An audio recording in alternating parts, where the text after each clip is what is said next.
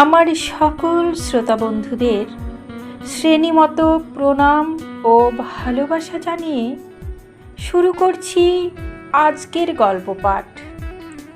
আজকের গল্প আলো ও ছায়া, কলমে শরৎচন্দ্র চট্টোপাধ্যায়।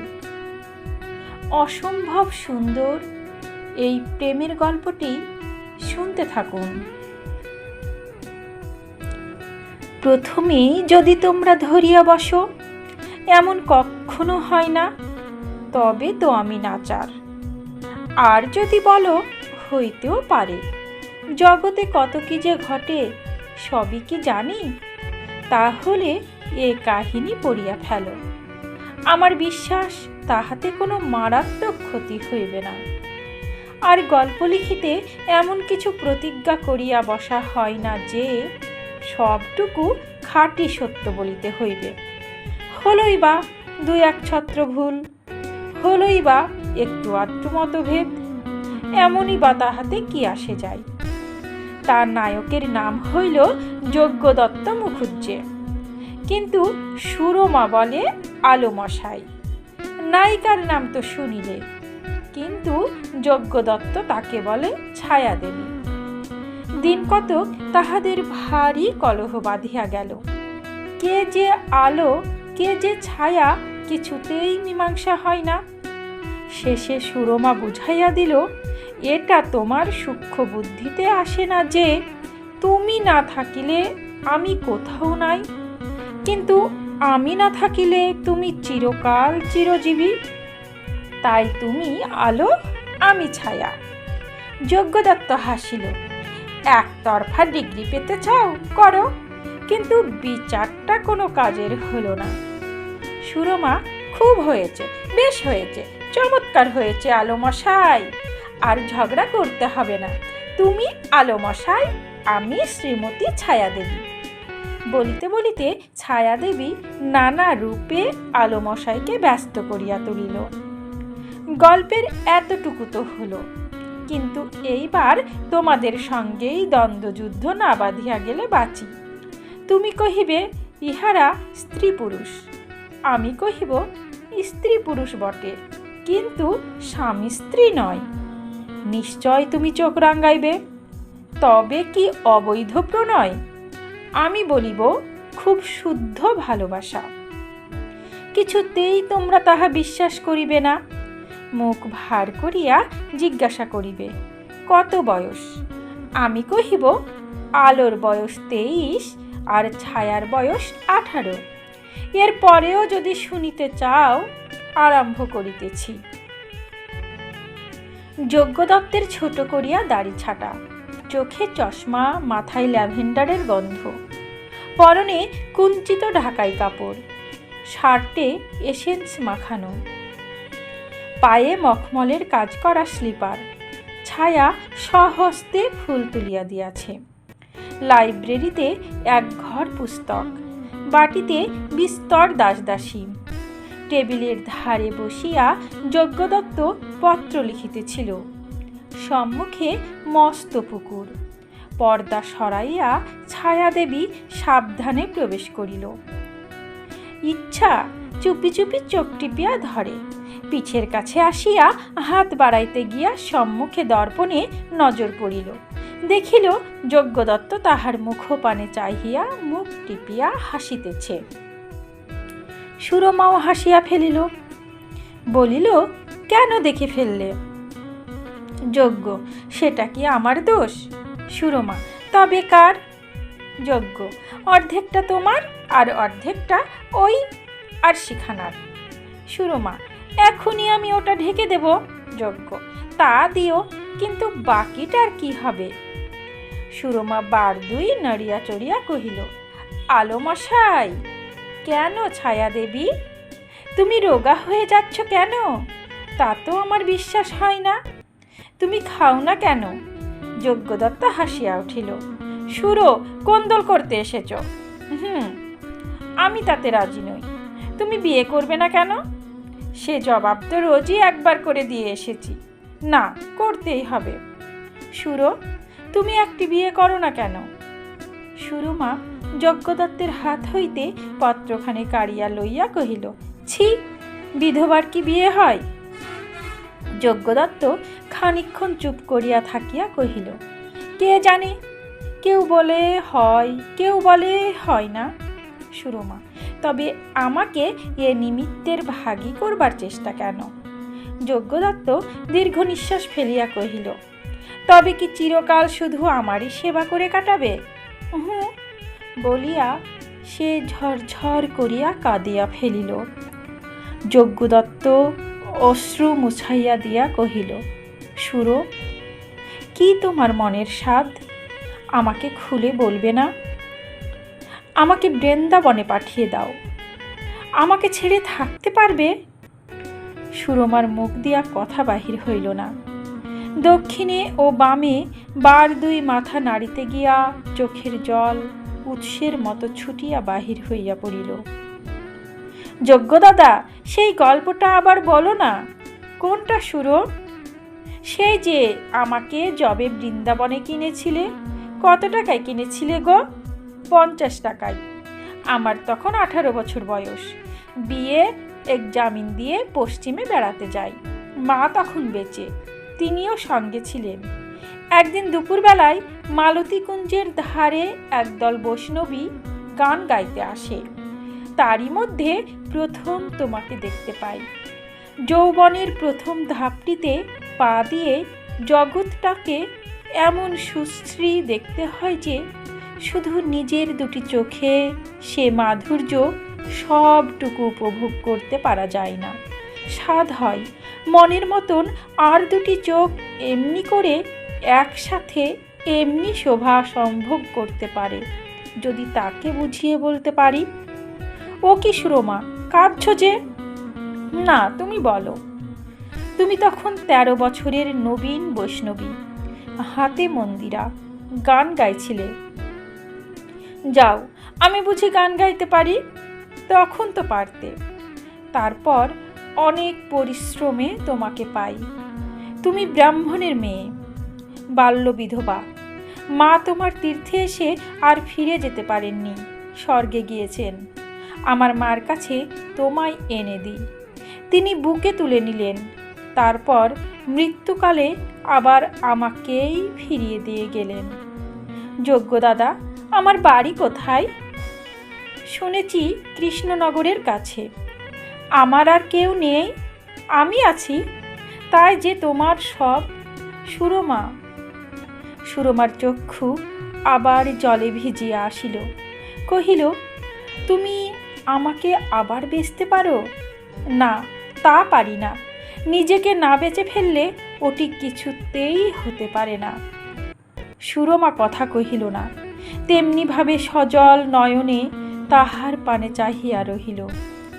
বহুক্ষণ পরে ধীরে ধীরে কহিল, তুমি দাদা, আমি ছোট বোন। আমাদের দুজনার মাঝখানে একটি বউ আনো না দাদা। কেন বল দেখি? সমস্ত দিন ধরে সাজিয়ে গুজিয়ে তাকে আমি তোমার কাছে বসিয়ে রাখব। তা কি প্রাণ ধরে পারবে?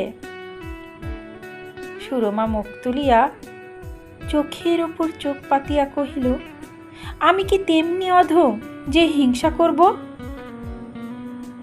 হিংসা নাই করলে কিন্তু নিজের স্থানটি বিলিয়ে দেবে।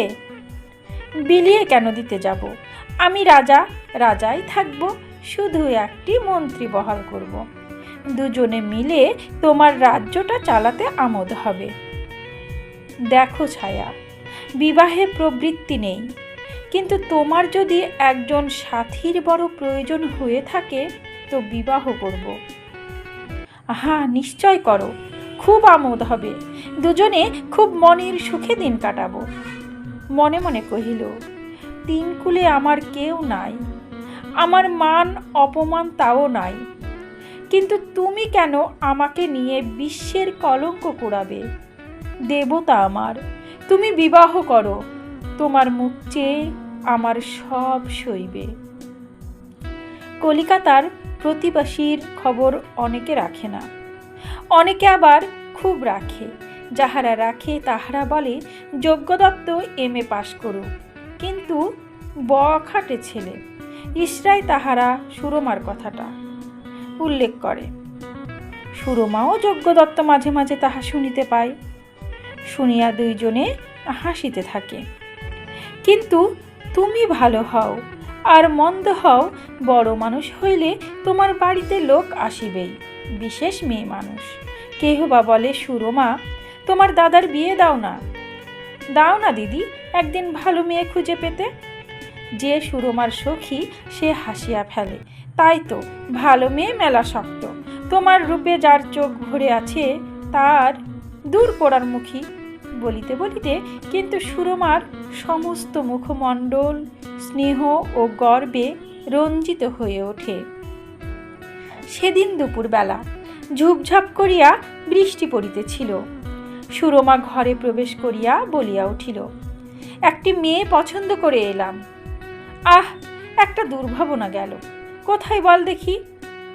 ও পাড়ার মিত্তিরদের বাড়ি। বামুন হয়ে কায়েতের ঘরে? কায়েতের ঘরে কি বামুন থাকতে নেই? তার মাও বাড়িতে রেঁধে খেত। মেয়েটি শুনেছি ভালো, দেখে এসে যদি মনে ধরে তো ঘরে আনো। আমি কি এমনি হতভাগা যে রাজ্যের ভিখিরি ছাড়া আমার অন্ন জুটবে না? ভিখিরি কুড়িয়ে আনা কি তোমার নূতন কাজ?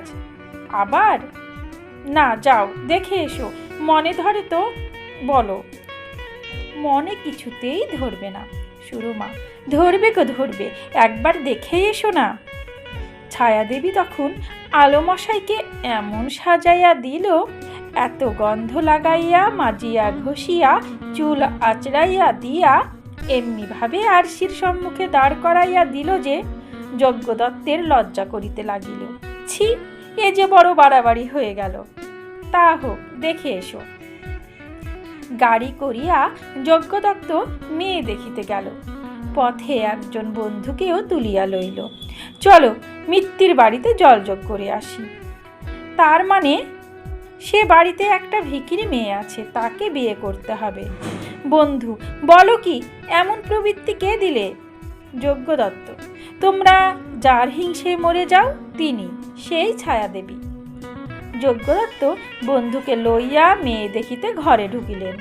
মেয়ে কার্পেটের আসনের উপর বসিয়া, পরনে দেশি কাপড়, কিন্তু অনেক পরা সুতাগুলা মাঝে মাঝে জালের মতো হইয়া গিয়াছে।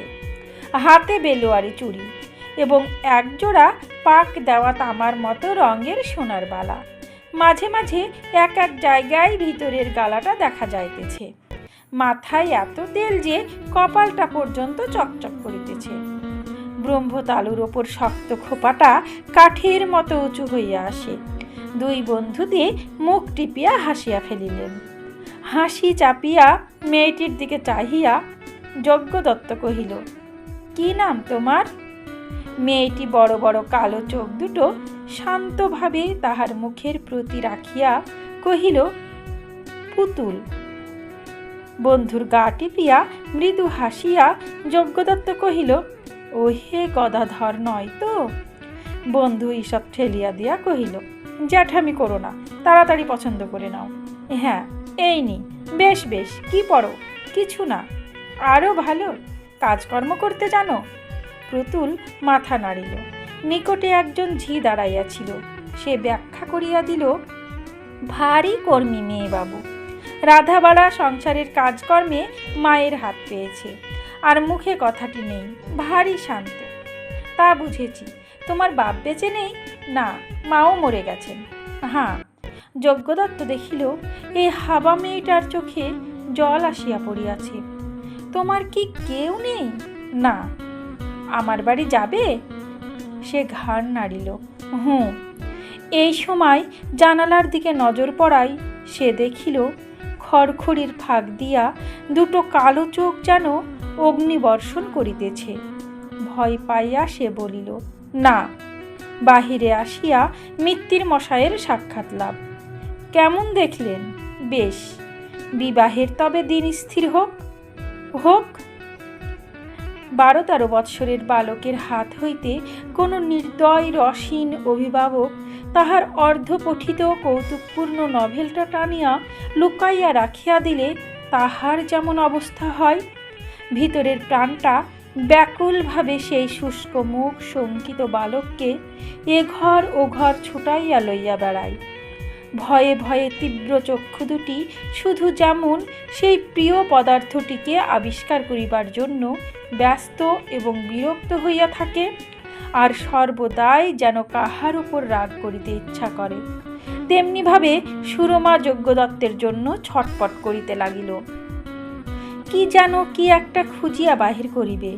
চেয়ার, বেঞ্চ, সোফা, শয্যা, ঘর, বারান্দা সবগুলোর উপরেই সে বিরক্ত হইয়া উঠিল। রাস্তার দিকের একটা জানালাও তাহার পছন্দ হইল না। একবার এটাতে একবার ওটাতে বসিতে লাগিল। যজ্ঞদত্ত ঘরে ঢুকিলেন। কি হলো আলোমশাই? আলোমশাইয়ের মুখ গম্ভীর। সুরমা, পছন্দ হলো? হলো। কবে বিয়ে? বোধ হয় এই মাসেই। নিরানন্দ উৎসাহে সুরমা কাছে আসিল, কিন্তু কোনরূপ উপদ্রব করিল না। আমার মাথা খাও, সত্যি বলো, কি বিপদ? সত্যি তো বলছি। আমার মরা মুখ দেখো, বলো পছন্দ হয়েছে? হ্যাঁ। হঠাৎ যেন সুরমা আর কোনো কথা খুঁজিয়া পাইল না। বালক বালিকারা ধমক খাইয়া কাঁদিবার পূর্বে যেমন এদিক ওদিক ঘাড় নাড়িয়া একটা অর্থহীন কথা বলিয়া ফেলে, সুরমা তেমনি ছেলে মানুষটির মতো মাথা হেলাইয়া গাঢ় স্বরে কহিল, তবে বলেছিলাম তো। যজ্ঞদত্ত নিজের ভাবনায় ব্যস্ত ছিল, তাই বুঝিতে পারিল না যে এ কথার একেবারে কোনো অর্থ নাই। কেননা প্রথমত পছন্দ হবে এমন কথা সুরমা কোনো কালে উচ্চারণ করে নাই। দ্বিতীয়ত সে নিজেও মেয়ে দেখে নাই, বরং এমনটি সে মোটেই আশা করে না যে এত অল্পে পছন্দ হইবে এবং এত শীঘ্র সম্বন্ধ পাকা হইবে। তাই সে সমস্ত দিনটা নিজের ঘরে বসিয়া এই কথা তোলাপাড়া করিতে লাগিল। দুদিন পরে কিন্তু যজ্ঞদত্ত অনেক কথা বুঝিতে পারিল। কহিল, সুরো, এ বিয়ে দিও না দিদি। বা তা কি হয়? সব যে স্থির হয়ে গেছে। স্থির কিছুই নয়। না, তা হতে পারে না। দুঃখীর মেয়েকে সুখী করবে এটাও ভেবে দেখো। বিশেষ কথা দিয়ে ফেরাবে। যজ্ঞদত্তের প্রতুল কুমারীর মুখ মনে পড়িল। সহিষ্ণুতা ও শান্ত ভাবের নিগুড় ছায়া যেন সেদিন তাহার কালো চোখ দুটিতে সে দেখিতে পাইয়াছিল। তাই সে চুপ করিয়া রহিল। বর্ষার দিনে বাদল পোকাগুলো হঠাৎ যেমন ঘর ভরিয়া দেয়, তেমন তাহার মনটা যেন অস্বস্তিতে ভরিয়া উঠিল। কিন্তু তাহাদিগের নিভৃত বাসগহ্বরটা যেমন কিছুতেই খুঁজিয়া বাহির করা যায় না, তেমনি সুরমার মুখের কথাগুলো কোনো গুপ্ত আকাঙ্ক্ষার ভিতর দিয়া দলে দলে বাহির হইতে লাগিল। সেইটাই খুঁজিয়া পাইল না। চোখে তার এমনি ঝাপসা জাল লাগিয়া রহিল যে কোনো ক্রমেই সুরমার মুখখানি সুস্পষ্ট দেখিতে পাইল না। বিবাহ করিয়া যজ্ঞদত্ত বধূ ঘরে আনিল। বিকারগ্রস্ত রোগী ঘরে লোক না থাকিলে যেমন সমস্ত শক্তি এক করিয়া জলের ঘড়াটার পানে ছুটিয়া গিয়া আঁকড়াইয়া ধরে, সুরমা তেমনি করিয়া নূতন বধূকে আলিঙ্গন করিল। নিজের যতগুলি গহনা ছিল পরাইয়া দিল, যতগুলি বস্ত্র ছিল সমস্ত তাহার বাক্সে ভরিয়া দিল। শুষ্ক মুখে সমস্ত দিন ধরিয়া বধূ সাজাইবার ধুম দেখিয়া যজ্ঞদত্ত মুখ চুন করিয়া রহিল। গাঢ় স্বপ্নটা সহ্য হয়, কেননা অসহ্য হইলেই ঘুম ভাঙ্গিয়া যায়, কিন্তু জাগিয়া স্বপ্ন দেখাটাই যেন দম আটকাইতে থাকে। কিছুতেই সেটা শেষও হয় না, ঘুমও ভাঙ্গে না। মনে হয় একটা স্বপ্ন, মনে হয় এটা সত্য। আলো ও ছায়ার দুজনেরই এই ভাবটা আসিতে লাগিল। একদিন ঘরে ডাকিয়া যজ্ঞদত্ত কহিল, ছায়া দেবী। কি যজ্ঞদাদা? আলো মশাই বললে না? মুখ নত করিয়া সুরমা কহিল, আলো মশাই? যজ্ঞদত্ত 2 হাত বাড়াইয়া কহিল, অনেক দিন কাছে এসো নাই, এসো। সুরমা একবার মুখপানে চাহিয়া দেখিল, পরক্ষণেই বলিয়া উঠিল, বা আমি তো খুব বউকে একলা ফেলে এসেছি। বলিতে বলিতে সে ছুটিয়া পলাইয়া গেল। রাগের মাথায় যদি হঠাৎ কোনো অপরিচিত ভদ্রলোকের গালে চড় মারা যায়, আর সে যদি শান্তভাবে ক্ষমা করিয়া চলিয়া যায়, তাহা হইলে মনটা যেমন খারাপ হইয়া থাকে, তেমনি ক্ষমাপ্রাপ্ত অপরাধীর মতো তাহারও মনটা ক্রমাগত দমিয়া পড়িতে লাগিল। কেবলই মনে হয় সে অপরাধ করিয়াছে, আর সুরমা প্রাণপণে ক্ষমা করিতেছে। সুরমা সর্বাভরণা নববধূকে জোর করিয়া তাহার পার্শ্বে বসাইয়া দেয়। সন্ধ্যা হইলে বাহির হইতে কট করিয়া তালা বন্ধ করিয়া দেয়। গালে হাত দিয়া যজ্ঞদত্ত ভাবিতে থাকে, বউ কতক বুঝিতে পারে, সে শিয়ানা মেয়ে নয়, তবুও তো সে নারী। সাধারণ স্ত্রী বুদ্ধিটুকু হইতে ভগবান কাহাকেও বঞ্চিত করেন না। সেও সারা রাত্রি জাগিয়া থাকে। আজ 8 দিন বিবাহ হয় নাই। এরই মধ্যে যজ্ঞদত্ত একদিন প্রত্যুষে সুরমাকে ডাকিয়া কহিল, সুরো, বর্ধমানে পিসিমাকে বউ দেখিয়ে আনি। দামোদর পাড়ে পিসিমার বাড়ি। সেখানে পৌঁছাইয়া যজ্ঞদত্ত কহিল, পিসিমা, বউ এনেছি, দেখো। পিসিমা, ও মা, বিয়ে করেছিস বুঝি? আহা, বেঁচে থাক, দিব্যি চাঁদপানা বউ, এইবার মানুষের মতো ঘর সংসার কর। যজ্ঞ, সেই জন্যই তো সুরো জোর করে বিয়ে দিল। পিসিমা, সুরো বুঝি বিয়ে দিয়েছে?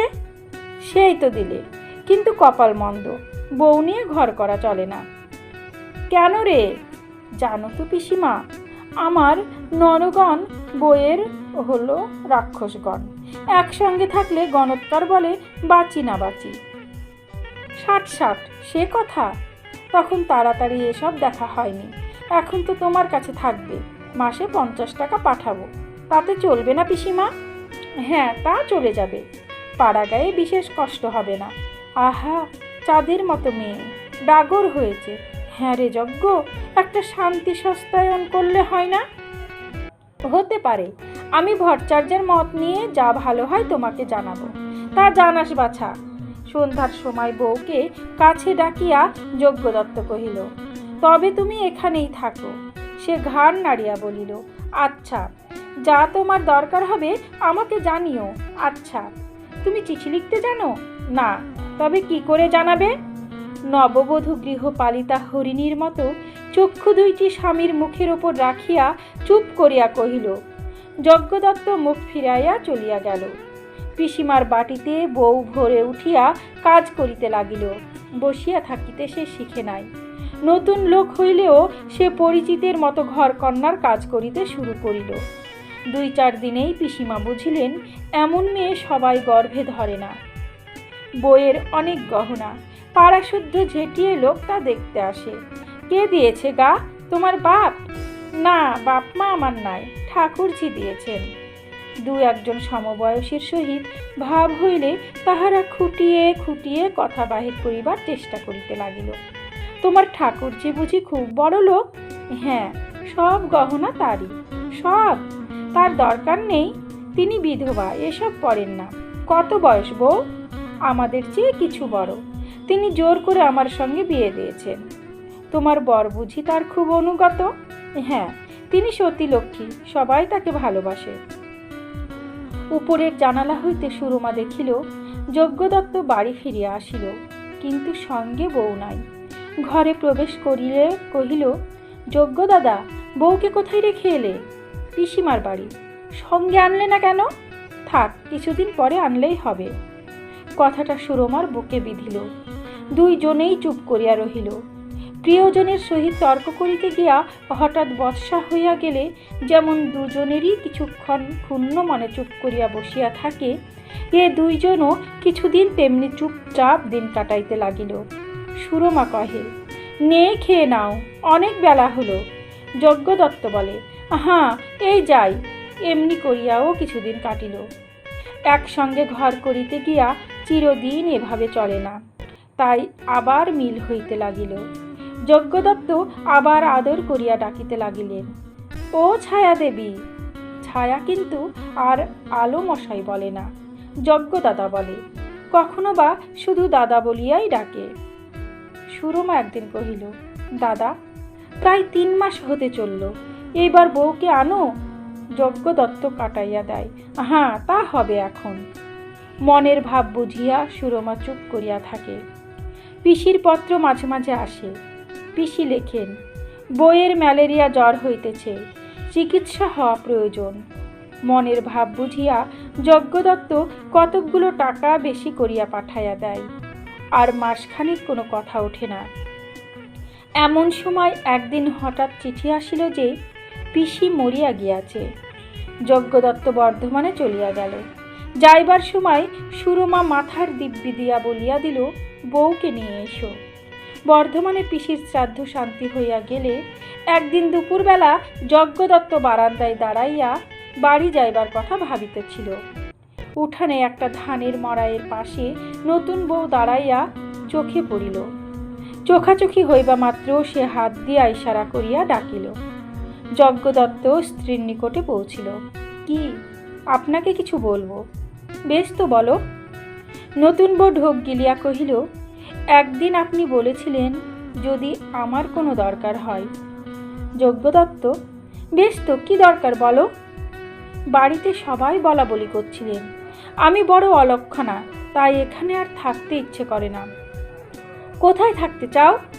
কলকাতায় যদি কোনো ভদ্র পরিবারের স্থান পাই, আমি তো সব কাজ করতে পারি। তোমার নিজের বাড়িতে যাবে? আমার নিজের বাড়ি সে আবার কোথা? তারা কি আর থাকতে দেবেন? যজ্ঞদত্ত হাত দিয়া স্ত্রীর মুখ তুলিয়া ধরিয়া কহিল, আমার বাড়িতে যাবে? যাব। সুরমা তোমার জন্য বড় ব্যস্ত হয়েছে। সুরমার কথায় তাহার মুখ প্রফুল্ল হইয়া উঠিল। ঠাকুরজি আমায় মনে করেন? করেন বই কি, তবে নিয়ে চলুন। জগতে একরকমের লোক আছে, তাহারা পরের সম্বন্ধে মতামত প্রকাশ করিবার বুদ্ধি কিছুতেই খুঁজিয়া পায় না, কিন্তু এমন একটা সহজ বুদ্ধি রাখে যে তাহার উপর নির্ভর করিয়া নিজের সম্বন্ধে অপরের পরামর্শ মোটেই প্রয়োজন বোধ করে না। নতুন বউটি এই শ্রেণীর। সে নিজের কথা নিজেই ভাবে, পরকে জিজ্ঞাসা করে না। ভাবিয়া বলিল, আপনাদের অকল্যাণ করবার বড় ভয় আমার, কিন্তু থাকি বা কোথায়? না হয় আমি নিচেই থাকব, সব কাজকর্ম করতে নিচে থাকাই সুবিধের। উপরে কি তোমার থাকবার ঘর নেই? আছে, কিন্তু নিচের ঘরেই বেশ থাকব। আর কোনো কথা কহিল না। ভাবিতে লাগিল যে খুব বোকার মতো এ কথাগুলো নয়, এবং কয়েকবার মনে করিল বলিয়া ফেলে যে সে অলক্ষণা নয়, রাক্ষসগণ প্রভৃতি মিথ্যা কথা। কিন্তু মিথ্যা কথার কারণটি কি, তা কি করিয়া বলা যায়? বিশেষ বাড়ি গিয়া সে তাহার অতীত এবং ভবিষ্যৎ ব্যবহারে যে বেশ মিল করিয়া তুলিতে পারিবে, সে ভরসাও মনে করিতে পারিল না। সুরমা দেখিল বউ আসিয়াছে। উগ্রনেশার প্রথম ঝোঁকটা কাটাইয়া দিয়া সে স্থির হইয়াছে, তাই বউ দেখিতে বাড়াবাড়ি করিল না। শান্ত ধীরভাবে প্রিয় সম্ভাষণ করিল, মৌখিক নহে। অন্তর্গত মঙ্গলেচ্ছা তাহার শুষ্ক মুখের ওপর জ্যোতি ফিরাইয়া আনিল। বউ, কই ভালো ছিলে না তো? বউ মাথা নাড়িয়া কহিল, মাঝে মাঝে জ্বর হতো। সুরমা তাহার কপালের ঘাম মুছাইয়া বলিল, এখানে চিকিৎসা হলেই সব ভালো হয়ে যাবে। দুপুরবেলা সুরমা সংবাদ পাইল যে বউয়ের জন্য নিচে ঘর পরিষ্কার হইতেছে। অপমানে তাহার চোখে জল আসিল। সংবরণ করিয়া যজ্ঞদত্তের কাছে গিয়া বলিল, দাদা, বউ কি নিচে শোবে? তুমি কিছু বলবে না? আর কি বলবো, যার যা খুশি তা করুক। সুরমা লজ্জা ও ধিক্কারে আপনাকে শাসন করিতে পারিল না। সম্মুখেই কাঁদিয়া পলাইয়া গেল। উপরের গোলযোগটা কিন্তু নিচে পৌঁছিল না। নূতন বউ নতুন করিয়া সংসারের কাজকর্ম লইয়া ব্যস্ত হইয়া পড়িল। ক্রমে ক্রমে ধীরে ধীরে সে সুরমার সব কাজগুলি নিজের হাতে তুলিয়া লইল। শুধু উপরে যায় না, স্বামীর সহিত দেখা করে না। ক্রমে সুরমাও উপর ছাড়িয়া দিল। বউ প্রফুল্ল গম্ভীর মুখে কাজ করিত, সুরমা পাশে বসিয়া থাকিত। একজন দেখাইত কর্ম করিয়া নত সুখ, অপর বুঝিত কর্মস্রোতে অনেক দুঃখ ভাসাইয়া দিতে পারা যায়। দুজনের কেহই বেশি কথা কহে না, তাহাদের সহানুভূতি ক্রমে গাঢ়তর হইয়া আসিতে লাগিল। মাঝে মাঝে নূতন বধূর প্রায় জ্বর হয়, 2-4 দিন উপবাস থাকিয়া আপনি সারিয়া ওঠে। ঔষধে প্রবৃত্তি নাই, ঔষধ খায় না। সে সময়ের কাজকর্মগুলা দাসদাসীতেই করে, সুরমা পারিয়া ওঠে না। ইচ্ছা থাকলেও সামর্থ্য কুলায় না। সোনার প্রতিমা সুরমা দেবীর এখন সে রং নাই, সে কান্তি নাই। অত লাবণ্য 2 মাসের মধ্যে কোথায় উড়িয়া গিয়াছে। বউ মাঝে মাঝে বলে, ঠাকুরজি তুমি দিন দিন এমন হয়ে যাচ্ছ কেন? আমি, আচ্ছা বউ, শরীরটা ভালো করবার জন্য আমি যদি বিদেশে যাই তোমার কষ্ট হবে না তো? হবে বইকি, তবে যাব না। না ঠাকুরজি, যেও না, তুমি ঔষধ খেয়ে এখানেই ভালো হও। সুরমা স্নেহ ভরে তাহার ললাট চুম্বন করিল। একদিন সুরমা যজ্ঞদত্তের খাবার সাজাইতেছিল। যজ্ঞদত্ত তাহার মলিন কৃশ মুখখানি সতৃষ্ণ চক্ষে দেখিতেছিল। সুরমা মুখ তুলিলে সে দীর্ঘ নিঃশ্বাস ফেলিয়া কহিল, মনে হয় মলেই বাঁচি। কেন? বলিতেই সুরমার চক্ষে জল আসিল। ভয় হয়, আর কতদিন এই প্রাণটাকে বয়ে বেড়াতে হবে। বন্দুকের গুলি খাইয়া বনের পশু যেমন মাটি ছাড়িয়া আকাশে পলাইবার জন্য প্রাণপণে লাফাইয়া ওঠে, কিন্তু আকাশ তাহার কেহ নয়, তাই সেই আশ্রয়শূন্য মরণাহত জীব শেষে চিরদিনের আশ্রয় পৃথিবীকেই জড়াইয়া ধরিয়া প্রাণত্যাগ করে। তেমনি ছটপট করিয়া সুরমা প্রথমেই আকাশ পানে চাহিয়া দেখিল, তারপর তেমনি করিয়া ভুলুণ্ঠিত হইয়া কাঁদিতে লাগিল। যজ্ঞদাদা, আমাকে ক্ষমা করো, আমি তোমার শত্রু, আমাকে আর কোথাও পাঠিয়ে দিও, তুমি সুখী হও। তখনই হয়তো দাসী আসিয়া পড়িবে। যজ্ঞদত্ত হাত ধরিয়া তাহাকে তুলিয়া ধরিল, সস্নেহে অশ্রু মুছাইয়া কহিল, ছি, ছেলে মানুষে করো না। অশ্রু মুছিতে মুছিতে সুরমা তাড়াতাড়ি ঘরে গিয়া দ্বার রুদ্ধ করিয়া দিল। তারপরে একদিন সুরমা বউকে টানিয়া কাছে লইয়া কহিল, বউ, দাদা কি তোমাকে কখনো কিছু বলেছেন? বউ সহজভাবে উত্তর দিল, কি আবার বলবেন? তবে তুমি কখন তার কাছে যাও না কেন? তোমার কি যেতে ইচ্ছা করে না? বউয়ের প্রথমটা লজ্জা করিতে লাগিল, পরে মুখ নত করিয়া কহিল, করে দিদি, কিন্তু যাবার তো জো নেই। কেন বউ, তোমার কি মনে নেই? কই না। ও, তুমি বুঝি ভুলে গেছো ঠাকুরজি, আমার যে রাক্ষসগণ, ওর নরগণ। কে বলেছে? উনি পিসিমাকে বলেছিলেন, তাই তো। সুরমা শিহরিয়া উঠিল, এ যে মিছে কথা বউ, মিছে কথা। চক্ষু বিস্ফারিত করিয়া সে সুরমার মুখপানে চাহিয়া রহিল। সুরমা বারবার শিহরিয়া উঠিল, মিছে কথা বউ, ভয়ানক মিছে কথা। আমার বিশ্বাস হয় না উনি মিছে কথা বলবেন।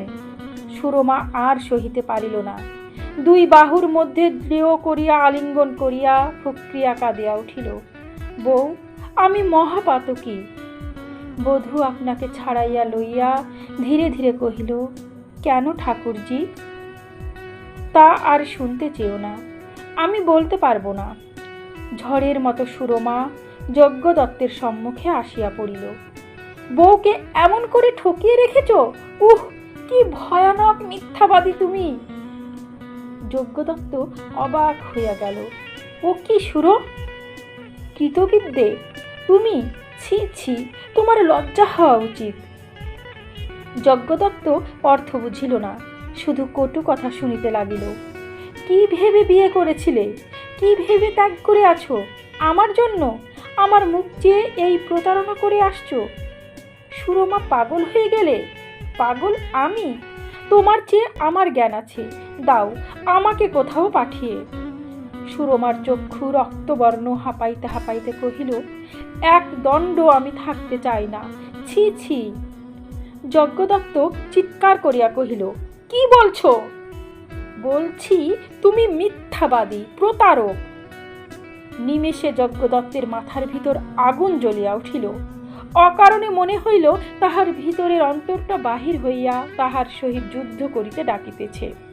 জ্ঞান শূন্য হইয়া সে টেবিলের উপরিস্থিত ভারী রুলার তুলিয়া লইয়া চিৎকার করিয়া কহিল, আমি অধম, আমি প্রতারক, আমি মিথ্যাবাদী, এই তার প্রায়শ্চিত্ত করছি। বিপুল বলের সহিত যজ্ঞদত্ত সমস্তকে ভীষণ আঘাত করিল। মাথা ফাটিয়া ঝরঝর করিয়া রক্তস্রোত বহিল। সুরমা অস্ফুটে ডাকিল, মা গো।